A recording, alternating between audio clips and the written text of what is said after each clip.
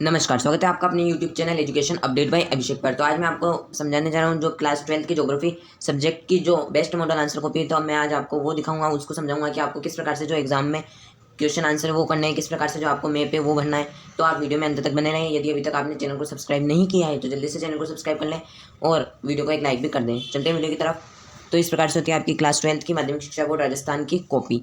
तो इस कॉपी में आपको सबसे पहले अपना रोल नंबर लिखना पड़ता है शब्दों में और अंकों में। फिर उसके बाद में आपको अपना माध्यम सेलेक्ट करना पड़ता है कि आप हिंदी माध्यम के हैं या अंग्रेजी माध्यम के। तो ये आपकी हिंदी माध्यम की कॉपी। यदि आप कमेंट करेंगे तो मैं अंग्रेजी माध्यम की भी कॉपी का वीडियो ला दूंगा। बात करते हैं फिर उसके बाद में आपको विषय लिखना है भूगोल। उसके बाद में आपको परीक्षा का दिन फिर दिनांक लिखनी है। फिर उसके बाद में आपको आगे चल देना है।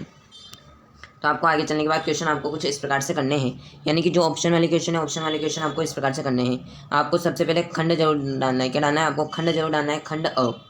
जैसे आप सेक्शन कर रहे हैं ना, तो आपको वो सेक्शन अवश्य डालना है। फिर उसके बाद में आपको प्रश्न नंबर डाल के आप शुरू कर दें। आपको ऐसा नहीं है कि प्रश्न लिखना है, या आप चाहे तो ये जो झीलों पर तालाबों के चारों ओर ये भी नहीं लिखे तब भी चलेगा। आप सिर्फ स भी लिख देंगे ना, तब भी जो आपका आंसर है वो सही होगा। आप ये सारणी बनाकर भी कर सकते हैं इस प्रकार से। जैसे पहले का उत्तर स है तो आप ये इस प्रकार से स लिख दें।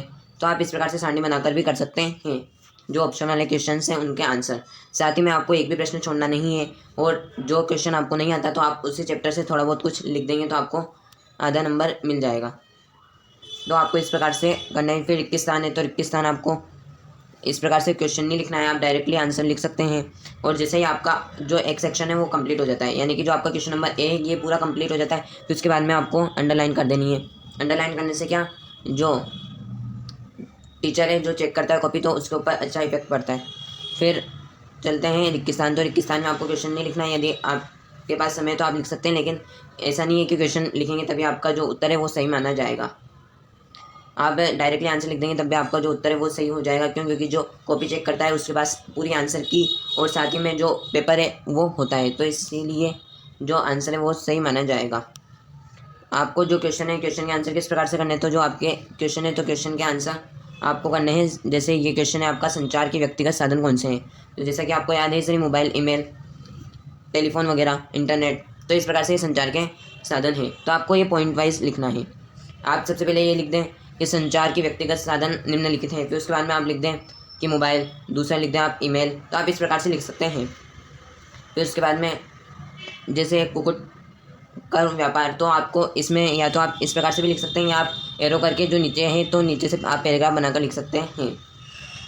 तो आप या तो आप इनके उत्तर जो है वो पॉइंट में लिखें, क्योंकि पॉइंट में लिखने से क्या, जो टीचर है उस पर अच्छा इफेक्ट पड़ता है। लेकिन जिसके पॉइंट नहीं बनते तो उसको फिर आप थ्योरी वाइज ही लिखें। तो इस प्रकार से आपको ये करना है क्वेश्चन। फिर आ जाता है ये क्वेश्चंस। जैसे इसमें ये पॉइंट बना रखे हैं तो आपको इस प्रकार से जो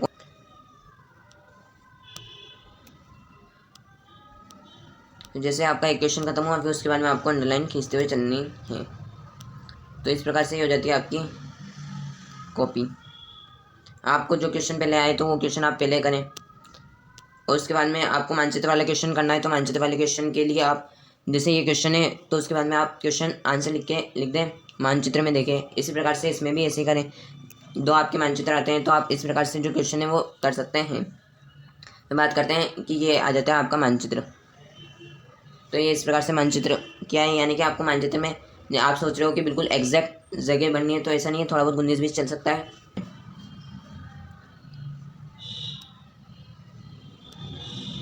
इसके बाद में एक और आ जाता है आपका मानचित्र जो कि होता है वर्ल्ड का। तो ये इस प्रकार से जो आपको मैप है वो बनना है, यानी कि मैप आपको पेंसिल से भरे तो बहुत अच्छी बात है। यदि आपके पास पेंसिल नहीं है तो आप पेन से भी भर सकते हैं। और साथ ही में आपको रोल नंबर लिखना भी ज़रूरी है मैप के अंदर। और आपका पेपर पूरा हो जाए, फिर पेपर पूरा होने के बाद आपको यहाँ पे लिख देना है समाप्त। क्या लिखना है आपको? एक लाइन खींचकर आपको लिख देना है समाप्त। समाप्त लिख देना। और जो आपका पेज बचे लास्ट, जो भी पेज बचे उनको आपको इस प्रकार से कट कर देना है। इस प्रकार से आपको इन पेजों को कट कर देना है।